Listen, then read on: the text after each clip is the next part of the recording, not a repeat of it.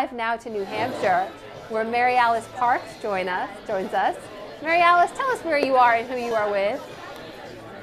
So we're not in New Hampshire, we're in the first primary state, Iowa. We are in Des Moines, downtown, with the Bernie Sanders campaign. Right here in the first state to caucus, the first state that will play that crucial role in the nominating process. Bernie Sanders is still out on New Year's Eve, hosting this party here for some of his most loyal fans and volunteers. They're expecting over 1,000 people, I was told. They have food, they have a bar, they have a DJ. The senator's going to come out, he's going to say a few words and shake some hands and take some photos, and people are going to have a little party before the new year. MaryAlice, how many people are out there tonight? It looks like a pretty big crowd behind you has gathered. Yeah, there's people filling in the hotel, they're making signs, they're gathering, they're coming through. Like I said, they're expecting about 1,000 people. That has about 1,000 RSVPs. It's a huge space, this ballroom, kind of a middle area, a whole nother ballroom and food setup. I think it's going to be a pretty big crowd tonight. So MaryAlice, I think I have this right, correct me if I'm wrong, but I understand Senator Sanders is the only presidential candidate who's actually been out there campaigning and working hard today? It seems like that. He has, no rest for the weary. Senator Sanders might be 74 years old, but his schedule is jam-packed. He only took about 3 days off over Christmas, barely any time over New Year's at all. He is working it hard. He flies to Massachusetts next, and then New Hampshire. He had a full day of events here in Iowa today. So he is out. He is campaigning. He is working really hard. So MaryAlice, in a crucial state like Iowa, how much does this one extra day of campaigning and all these additional events mean? I mean, can this really make a difference for him? He likes to say that turnout is going to make all of the difference in his campaign, and he's probably right.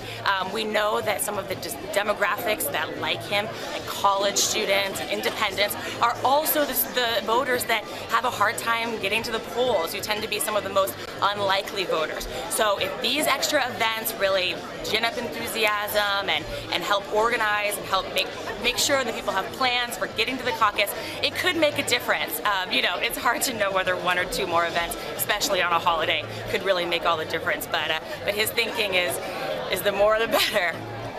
How late is this party going tonight? Is it going all the way until midnight? Yes.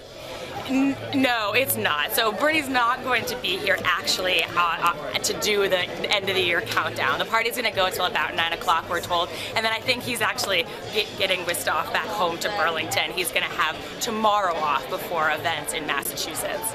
So no, we're not going to see Bernie countdown, unfortunately.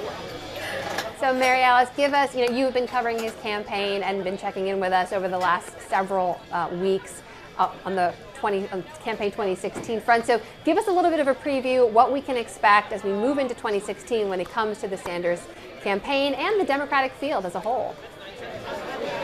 I mean, we're going to continue to see Bernie out there all the time. He is going big and campaigning like crazy, flying all across the country. In the next few days alone, Massachusetts, New Hampshire, New York, back to Nevada with the other Democratic candidates, and that's all before Wednesday. We're just going to see the tempo of the campaign really ratchet up. We're only 31 days until the Iowa caucus, and I think that Sanders feels, in particular, like Iowa really matters. If he can pull out a victory in Iowa, where he's still struggling against Clinton, the latest polls have him about 9 points behind, but if he manages to win here and wins in New Hampshire, where he's had a pretty steady, even if little lead, he really feels like that could make a huge difference, swing the momentum in his favor, change some of the headlines. So this is a crucial month. The interesting part of that, though, is that on the flip side, while I do think we'll see the campaign tempo ratchet up, we're also going to see a lot of the same old.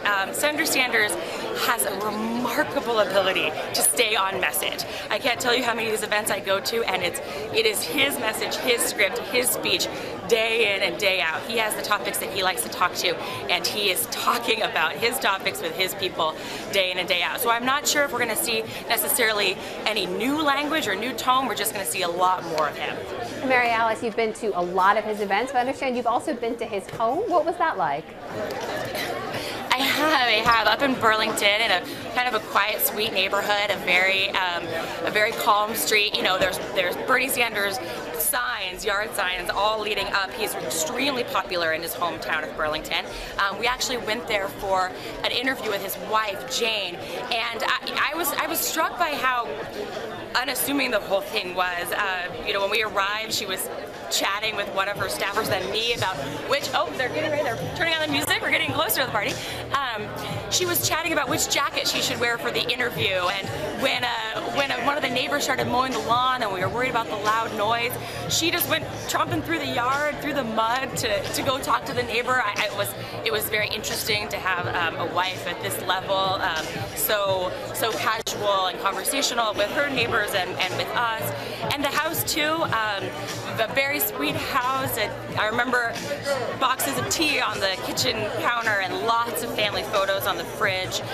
And they have grandchildren that come over a lot, that actually came over that day that we were there, and they had toys all over. A big toy in the back and baseball equipment spilling out everywhere. Cute model kid fridge set up right next to their own fridge. Anyway, it was a very fun day for me to get to visit his home. Now, MaryAlice, go ahead. I'm sorry, I have one of the senior staffers here in Iowa who I thought maybe could help answer that question about what we're going to see in the next month a little bit. Yeah, great. This is Tara. Hi. Hello. So we were talking a little bit about what we could expect to see from Senator Sanders in the next month. We're only 30 days from the caucus.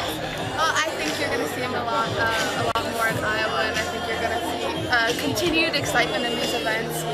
Just keep growing, keep hitting all of the spots in Iowa that we need to hit, and build the excitement and build the infrastructure that we're going to need come February 1st for the caucus. Is there any specific strategy? Are there new towns he hasn't been to? Is there? We're gonna visit all over the state. So January you'll see. I'm sure you'll be as busy as we are following us around. And I don't know. What do you think? Other things you're curious about? No, I think she's covered it all. We're surely going to be following the campaign. MaryAlice, we do have one last question for you, though, if you want to thank your guest for joining us. Thank you, Tara. Thank you. Appreciate it. Yeah. So, MaryAlice, you put out a call earlier on Twitter asking people to send in their questions. And we have one that was sent in by Kate Martin. You ready for it? It's, is Bernie as nice as most make him out to be? Have you seen any disconnects behind the scenes from his public persona? So go ahead, what do you think? Yeah, that's an interesting question. I actually get that a lot. He sometimes comes across a little bit gruff, almost kind of like a grumpy granddad. And I will say that he's very different than a lot of politicians. We're really used to seeing politicians that are quick to hug and quick to shake hands. Senator Sanders, in my experience, is not like that. I remember one time he let a few reporters tag along with him as he went trick-or-treating with his grandchildren up in New Hampshire. It was, New Hampshire is the second state to cast primary votes.